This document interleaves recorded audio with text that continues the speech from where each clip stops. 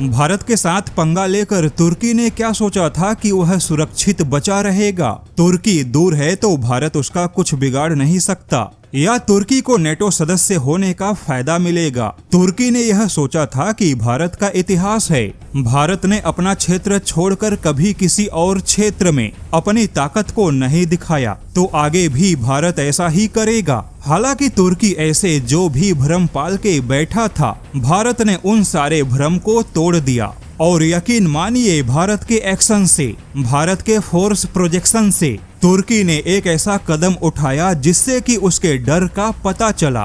तुर्की ने कभी सोचा भी नहीं था कि भारत उसके क्षेत्र में घुसकर फोर्स प्रोजेक्शन करेगा। तुर्की के डर का अंदाजा इस बात से लगाया जा सकता है कि पहली बार तुर्की ने 1 लाख से ज्यादा सैनिकों की तैनाती की है। खबर कुछ ऐसी है कि तुर्की ने उत्तरी साइप्रस में अचानक से 1 लाख से ज्यादा सैनिकों को तैनात किया। अब सवाल है कि तुर्की ने अचानक से उत्तरी साइप्रस में इतने बड़े पैमाने पे सैनिकों की तैनाती क्यों की? तो इसका एक बड़ा कारण भारत का फोर्स प्रोजेक्शन भी है। फोर्स प्रोजेक्शन यानी दूर क्षेत्रों में अपनी नौसेना भेजकर भारत यह दिखा रहा है कि वह लंबी दूरी पर भी अपने सैन्य ताकत का प्रदर्शन कर सकता है। भारत ने अपनी नौसेना, अपने युद्धपोत भेजकर ऐसा करके दिखाया भी। जैसा कि पीएम मोदी जब साइप्रस की यात्रा पे गए थे, तो भारत ने साइप्रस के साथ एक व्यापक साझेदारी का ऐलान किया।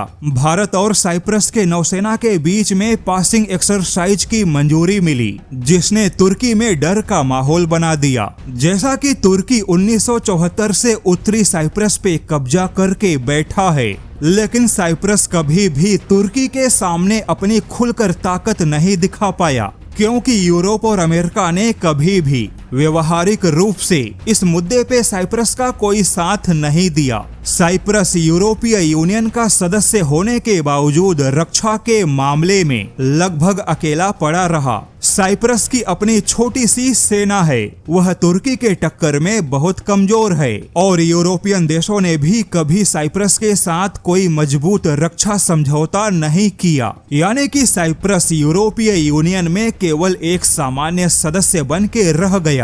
अब साइप्रस, जो कि तुर्की को सैन्य ताकत से जवाब नहीं दे सकता, तो ऐसे में उसने कूटनीति और कानूनी रास्ते पर जाने का फैसला किया। हालांकि कानूनी रास्ते पर 50 साल निकल गए, लेकिन आज तक साइप्रस को कोई फायदा नहीं मिला। किंतु जब पीएम मोदी ने साइप्रस की यात्रा की, साइप्रस के साथ व्यापक साझेदारी का ऐलान किया, उसके बाद साइप्रस एक नए जोश के साथ खड़ा हुआ। अब साइप्रस के हालात एकदम आर्मेनिया जैसे हैं। जिस प्रकार से आर्मेनिया भी बिना किसी सपोर्ट, बिना किसी हथियारों के लंबे समय तक हताश निराश बैठा था, वैसा ही हाल साइप्रस का भी था। जिन यूरोपियन देशों ने कभी साइप्रस को कोई हथियार देने में दिलचस्पी नहीं दिखाई, अब उसी साइप्रस को निकट भविष्य में भारत के हथियार मिलेंगे। यूरोप के अंदर अब साइप्रस वह देश बनने वाला है जो भारत के हथियारों का एक बड़ा ग्राहक होगा।